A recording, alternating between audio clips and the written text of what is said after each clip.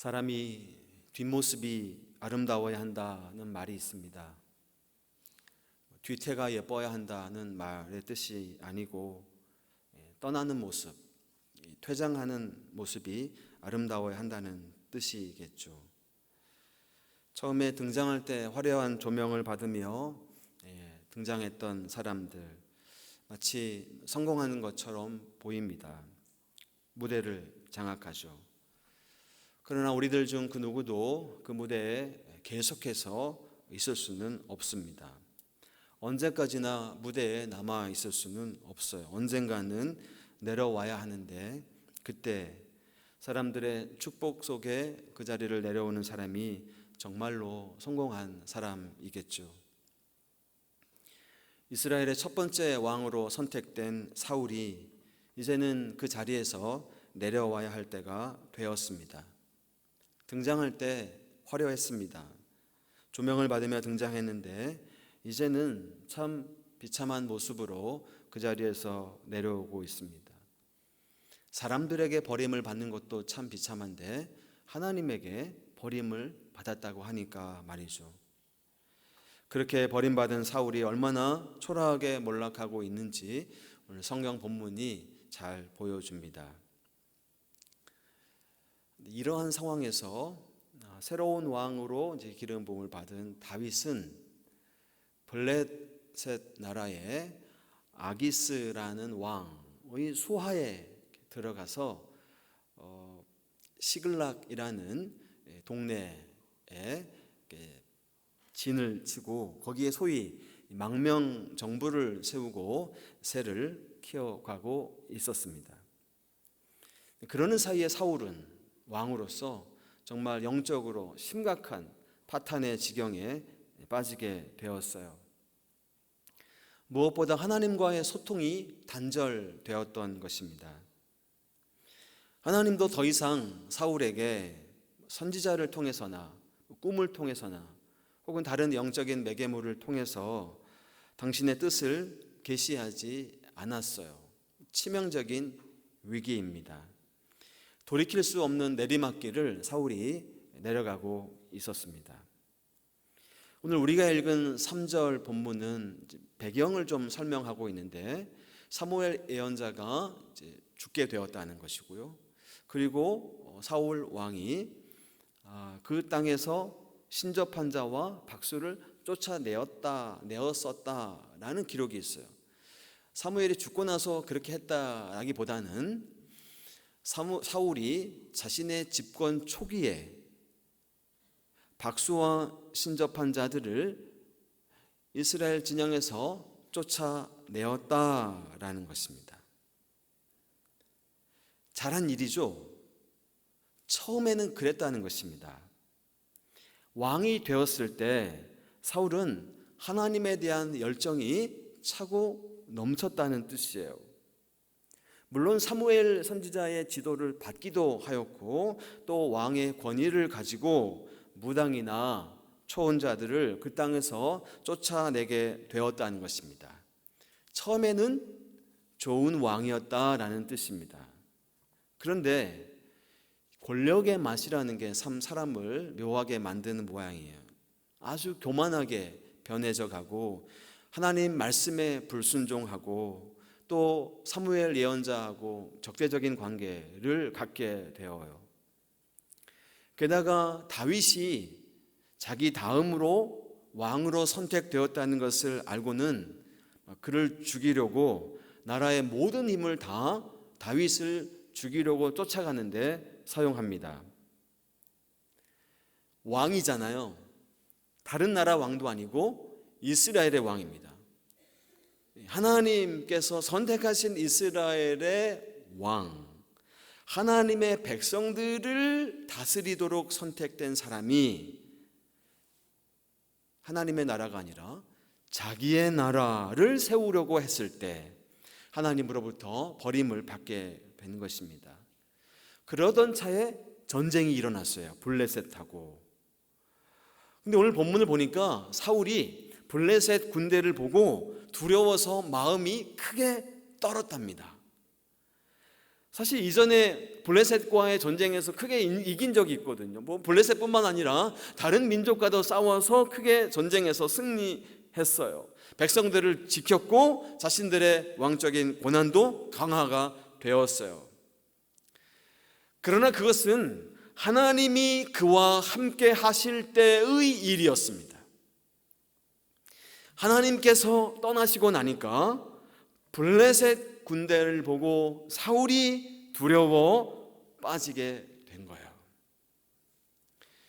가장 큰 적은 눈에 보이는 적군이 아니라 내 마음속의 두려움인 것입니다. 전에는 블레셋이 사울을 두려워했었거든요. 그래서 이스라엘이 전쟁에서 이길 수가 있었는데 이번 전쟁은 뭐 시작도 하기 전에 승패가 결정돼 버린 것 같습니다. 사람이 마음이 불안하면요, 앞으로 무슨 일이, 이 일이 어떻게 진행되게 될지, 어떻게 결말을 맺게 될지를 더 알고 싶어지는 것 같아요. 그리고 이런 심리를 이용하는 사람들이 있죠. 점쟁이들, 큰 활약을 펼치게 됩니다. 입시철이 되면 막 점집에 문전성시를 이룬다고 하고, 뭐 대통령 선거, 뭐 국회의원 선거철이 되면 유명하다는 무속인들의 말이 신문 지면을 장식하기도 합니다. 시대와 지역을 초월하는 인류 보편의 현상일 거예요. 인간이 자신의 한계를 체험할 때 필연적으로 나타나는 반응인 거예요. 어떤 초월적인 존재에게 의존하고 싶어하는 그런 마음입니다. 블레셋 군대를 보고 두려움에 빠진 사울 역시도 처음에는 하나님께 여쭈어 보았어요. 근데 하나님께서 꿈으로도 우림으로도 선지자로도 대답하지 않으셨대요. 근데 좀 더 솔직히 표현하자면, 사실적으로 표현하자면 하나님께서 대답하지 않으신 게 아니라 사울이 이미 하나님께서 대답하실 여지를 스스로 다 없애버렸던 거예요. 꿈과 우림과 선지자, 하나님께서 자신의 뜻을 우리에게 보여주시는 방법의 단계적인 순서다, 이렇게 볼 수 있을 것 같아요. 꿈은 가장 낮고 또 불확실한 방편일 것이고, 선지자는 가장 명확하고 또 높은 단계의 하나님 계시 방편이다라고 말할 수 있겠어요. 그 중간 우림과 둠밈이라는 게 있었는데요, 이게 뭐냐면 제사장, 대제사장이 있는 옷에 달려있는 보석이에요. 근데 이 보석을 가지고 어떻게 하나님께서 자신의 뜻을 이렇게 드러내셨는지 그 방식은 우리가 정확히 성경에서 찾아볼 수 없는데, 아무튼 그것을 통해서 하나님은 자신의 뜻을 나타내셨습니다. 근데 지금 그 대제사장의 옷이, 에봇이 없어요, 사울에게.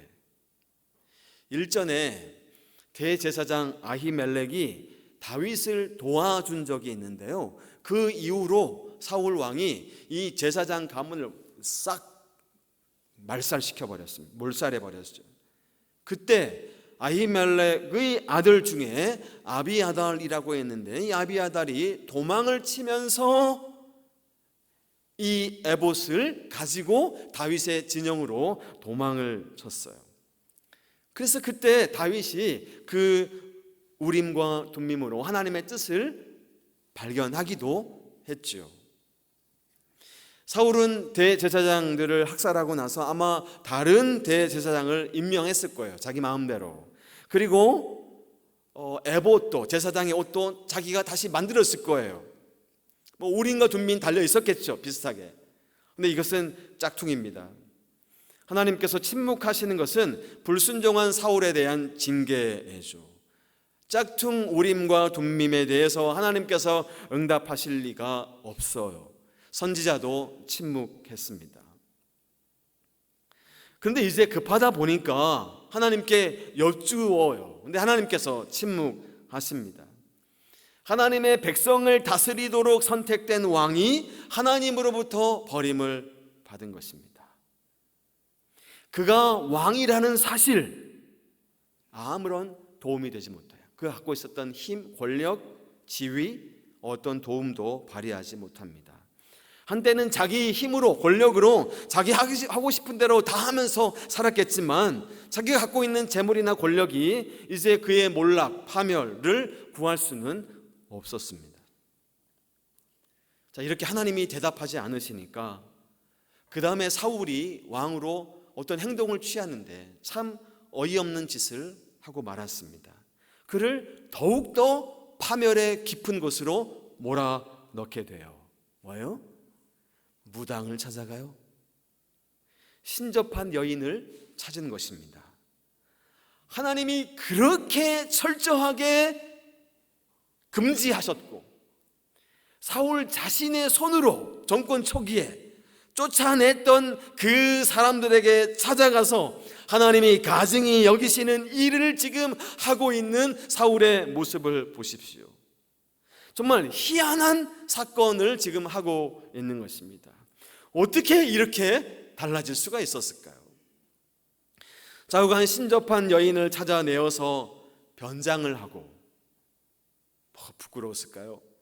밤에 찾아가 우여곡절 끝에 사울은 신접한 여인에게 사무엘을 불러달라고 요청합니다. 그러자 사무엘의 영이 나타나서 사울을 꾸짖고 그의 운명을 이야기해 주었답니다.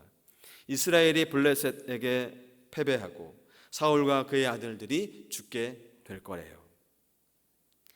이런 이야기를 듣자고 이 부끄럽게 이 초악한 모습으로 고생을 하면서 여기까지 온 것은 아니었겠지만 그 말을 듣고 매우 낙심하고 절망에 빠졌을 거예요.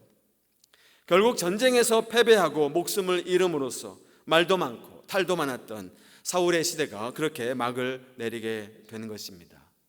그런데 이 지점에서 우리들의 궁금증은 폭발합니다. 해석자들의 논쟁도 끝이 없더라고요. 정말로 사무엘의 영이 나타났는가 하는 질문입니다. 사울의 요청으로 신접한 여인이 죽은 사무엘을 불러낼 수 있었단 말인가? 이런 거를 초혼이라고 그러죠. 혼을 불러낸다, 초청한다. 한국은 말할 것도 없고 서양에서도 영매를 통해서 죽은 사람의 혼과 대화할 수 있다는 믿음이 광범위하게 퍼져 있는 것 같습니다. 사람들이 그렇게 믿을 수도 있는 비슷한 현상들이 발생했다는 소문이 문제인데요. 점을 쳐서 길과 흉을 미리 알려준다거나 죽은 사람을 불러와서 대화를 하게 한다는 것은 참 그게 그런 일이 있다면 놀라 자빠질 만한 일이죠. 또 그런 일을 경험했다고 말하는 사람들은 그것에 대한 무한한 믿음을 갖게 됩니다. 그러나 그런 일은 없습니다. 점을 쳐서 길흉을 미리 말해준다거나 초혼을 하는 행위는 하나님께서 엄격하게 금하신 일입니다. 이런 일은 거의 대부분 속임수, 그리고 나머지 그 일부분도 악한 영의 장난입니다. 하나님께서 이런 것들을 금하신 이유는 그것이 귀신들의 놀이터가 되기 때문에 그래요. 요즘도 이런 짓들이 유튜브를 통해서 버젓이 행해지고 있어요. 유튜브를 잘 분별력 있게 사용해야 할 것입니다. 사람들을 선동하고 기도의 능력이 센 사역자라고 속이면서 말이죠. 게다가 뭘 팔기까지 하더라고요. 제가 며칠 전에 어떤 목사님으로부터 동그란 스티커를 하나 받았습니다. 거기에 기도의 손이 있고 영적인 힘으로라고 거기 이렇게 써 있었어요. 그 목사님이 저에게 이걸 주시면서 이거를 손목 위에다가 동그라미 붙이면 어떤 나쁜 전자파로부터 목사님을 다 보호해 줄 것이고 심지어는 악한 영으로부터도 목사님을 보호해 줄 거예요 라고 얘기하면서 저한테 주셨어요. 제가 토요일날 사역자들이 보는 앞에서 여기다가 딱 붙여 놓았었습니다. 순진한 목사님이 그런 종교 장사꾼에게 속아서 그것을 돈을 주고 산 것입니다. 제가 손목에 붙여 보았는데요, 그날 제가 몸이 좀 안 좋았었는데 아무 일도 일어나지 않았습니다. 기분만 나빴습니다. 하나님은 그런 것들을 아주 매우 가증히 여기신대요. 그런데 그런 가증한 행위를 통해서 위대한 선지자의 혼이 불려 나올 수 있단 말인가요? 신접한 이 여인에게 그 큰 무슨 능력이나 있는 것처럼 이 여자가 아닌 남자라도 누구라도 부른다고 해서 사무엘의 영이 끌려 나오듯이 나오겠냐 이 말입니다. 설정 자체가 불가능한 일이에요. 죽은 사람이 혼이 돌아온다는 것은 있을 수 없는 일입니다. 성경에는 이 정신 나간 사울 외에 그 어느 누구도 죽은 사람의 혼을 불러 올리려는 시도를 했다는 기록을 찾아볼 수가 없습니다. 그런 일은 허락되지도 않고 가능하지도 않습니다. 죽은 사람의 혼이 구천을 떠돈다거나 심지어 사람이 죽어서 귀신이 된다거나 하는 것은 절대로 있을 수 없는 일입니다.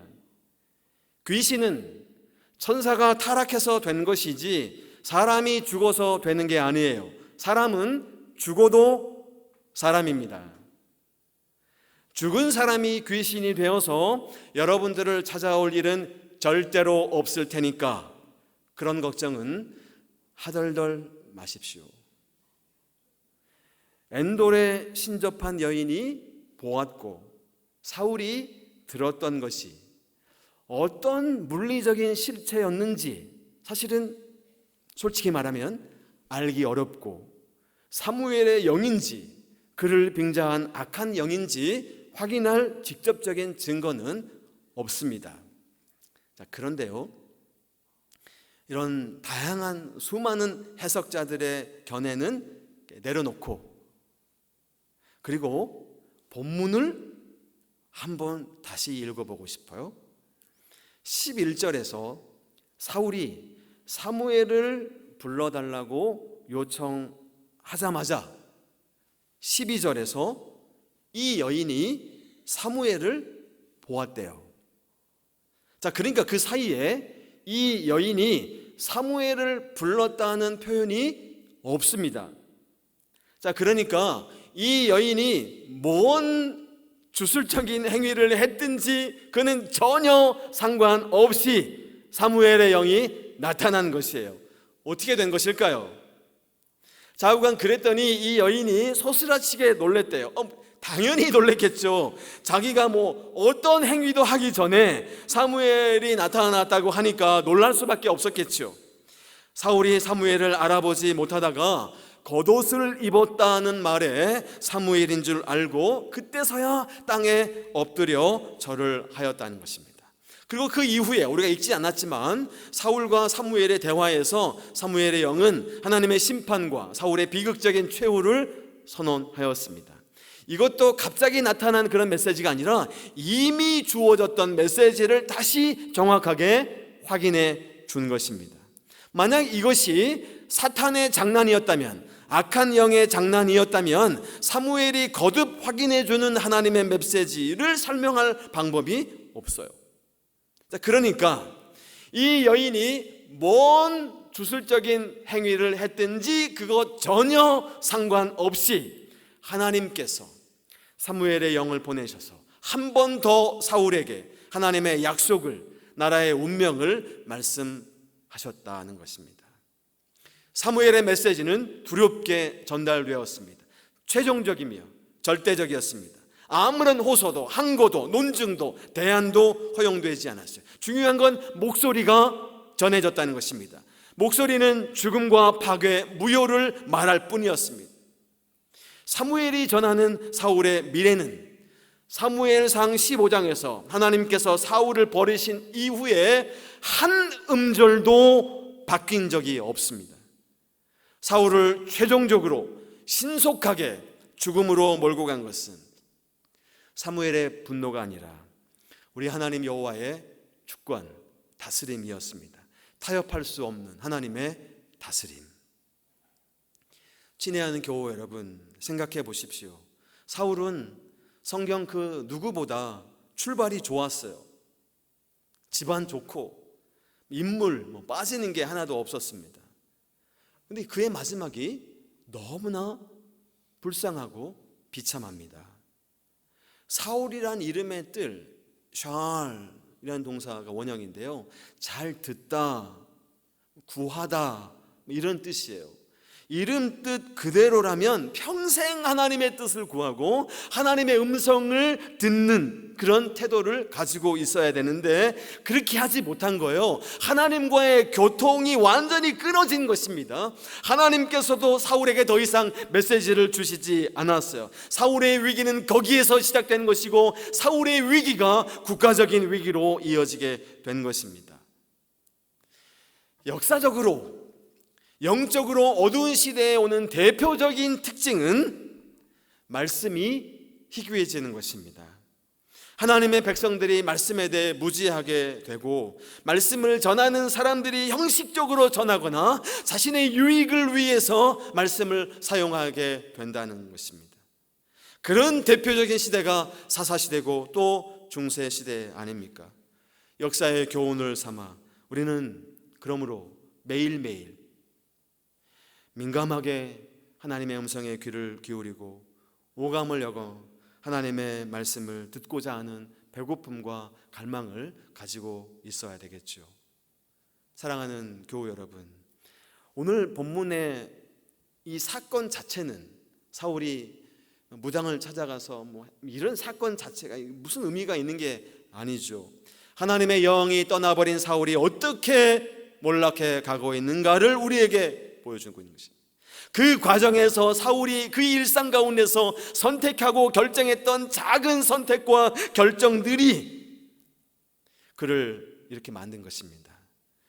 다윗을 잡아 죽이겠다고 군대를 이끌고 산천을 쫓아다니던 기세등등한 사울이 어쩌면 이렇게 초라하고 비참하게 몰락하는가? 그가 하나님 없이 살려 했기 때문입니다. 하나님의 백성 이스라엘의 왕이 하나님 없이 살려고 했다는 게 이게 참 말이나 되는 일입니까? 두려움과 절망에 빠지자 사이비에게 고개를 돌린 것입니다. 가냘픈 희망에 기대를 걸고 잘못된 길에 들어선 것이죠.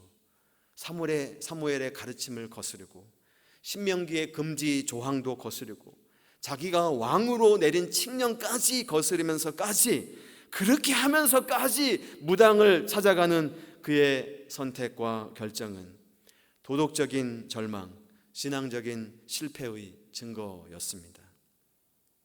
그렇습니다.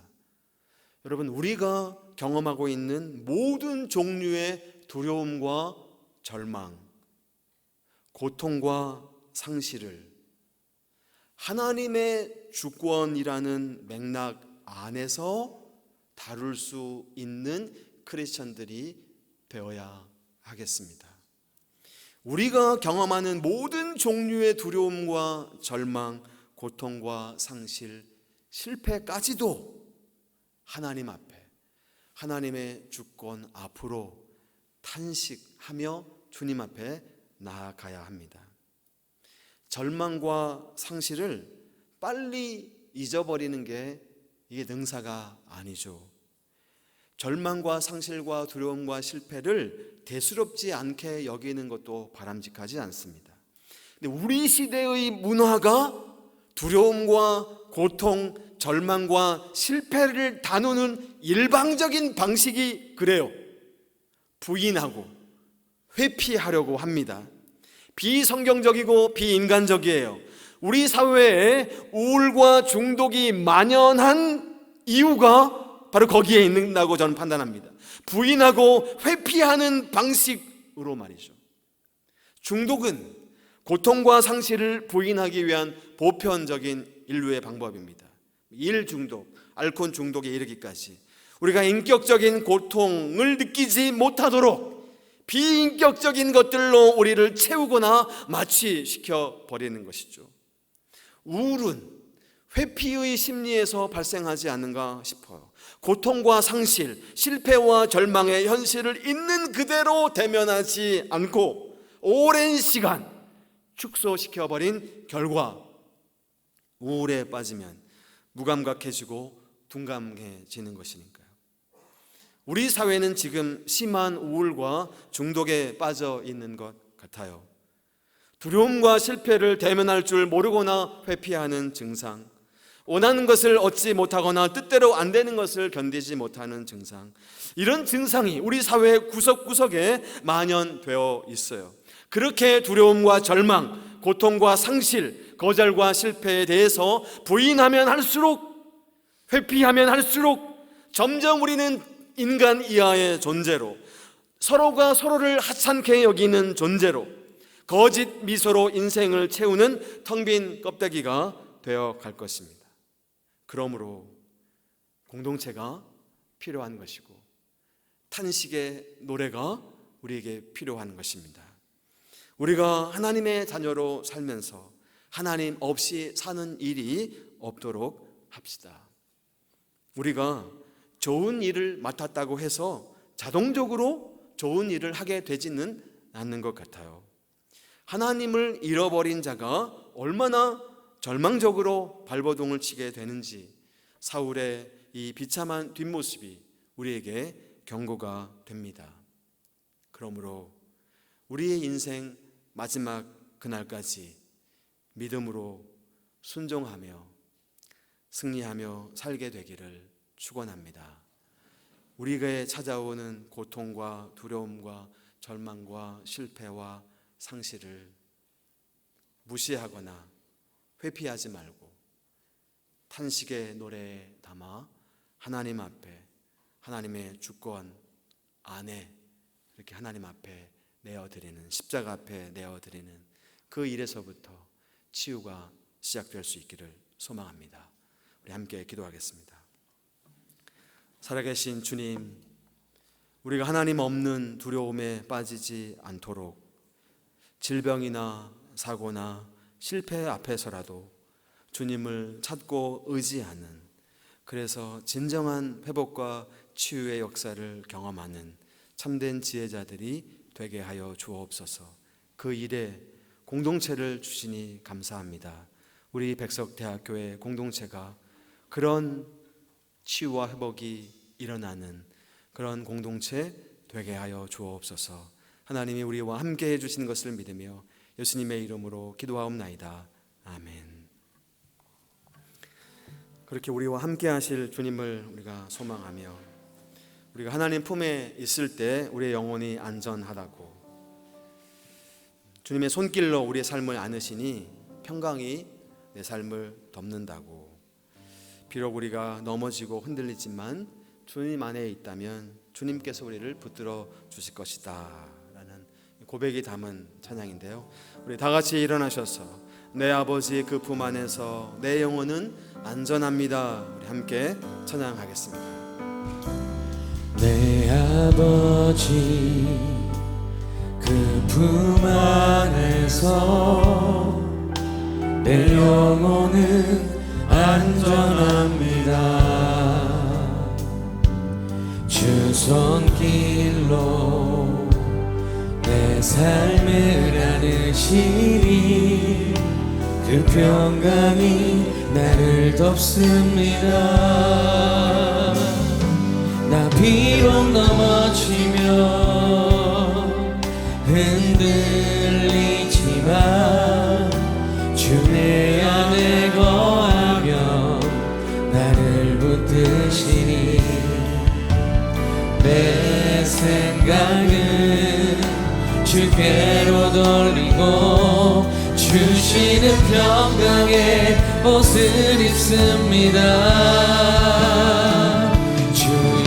안에서 내 영혼 평안해 내 뜻보다 크신 주님의 계획 나 신뢰해 두려움 다 내려놓고 주님만 의지해 주 안에서 내 영혼 안전합니다. 내 아버지 그 품 안에서 내 아버지 그 품 안에서 내 영혼은 안전합니다. 주 손길로 내 삶을 안으시니 그 평강이 나를 덮습니다.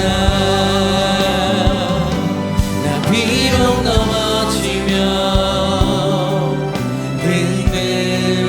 흔들리지만 주의 안에 거하며 나를 붙드시니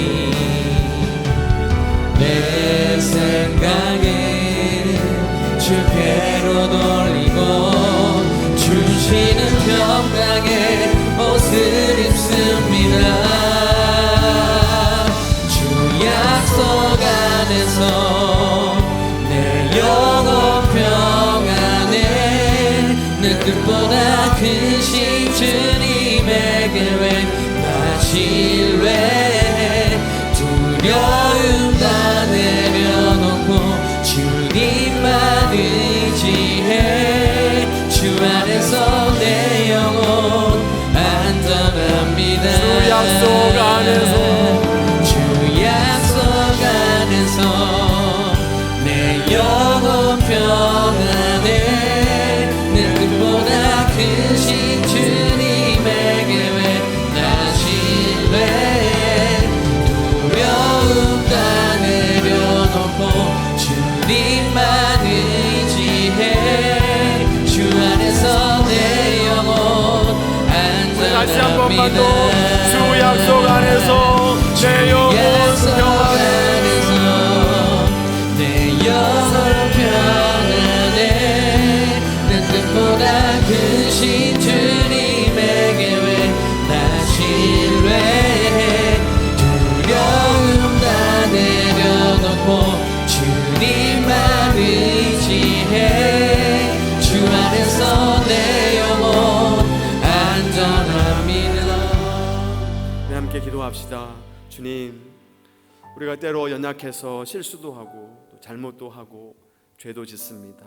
그러나 그런 우리의 연약함 가운데에서도 우리를 붙들고 계시는 주님께 시선을 두고 믿음의 싸움을 놓지 않는 우리가 하나님 되게 해 주옵소서. 하나님 없는 두려움에 빠지지 않도록 주께서 성령으로 우리를 충만히 주장하여 주시고 붙잡아 주옵소서. 우리의 간절한 기도의 제목들 주님 들으시고 역사하여 주옵소서. 우리 함께 기도하겠습니다. 영원 평안해 내 뜻보다 크신 주님의 계획 나 신뢰해 두려움 다 내려놓고 주님만 의지해 주 안에서 내 영혼 안전합니다. 주 약속 안에서 내 영혼 평안해 내 뜻보다 크신 주님의 계획 나 신뢰해 두려움 다 내려놓고 주님만 의지해 주 안에서 내 영혼 안전합니다. 살아계신 주님, 우리가 하나님 없는 두려움에 빠지지 않도록 늘 주님을 찾고 의지하는 그런 하나님의 지혜자들이 되게 하여 주옵소서. 긍휼의 마음으로 사울이 돌아오기를 오래 기다려 주셨던 주님, 하나님 우리가 시간의 관리나 돈 관리나 이런 것들도 잘할 뿐만 아니라 인생의 삶의 방향의 관리를 무엇보다 잘하는, 더욱 잘하는 우리들이 되게 하여 주옵소서.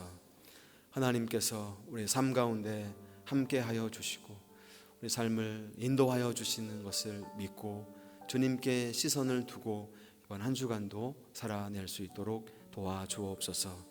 그런 신앙의 고백, 감사의 마음을 담아 드리는 우리 헌금이 하나님 나라를 위해 귀히 쓰임 받게 하여 주시고 사랑하는 우리 모든 교우들의 삶과 가정 하나님의 은혜로 가득히 부어 주옵소서.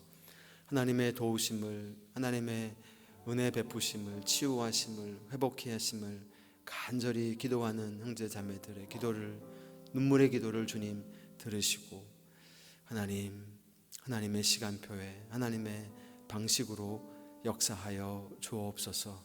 함께 중보하는 우리 공동체가 되게 하여 주시고 믿음의 손 잡고 믿음의 여정을 끝까지 걸어가는 우리 공동체가 되게 하여 주옵소서.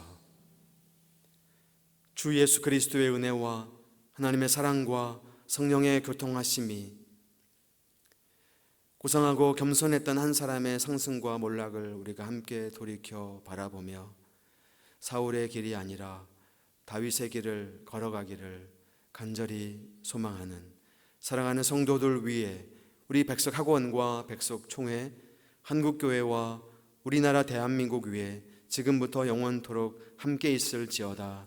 아멘.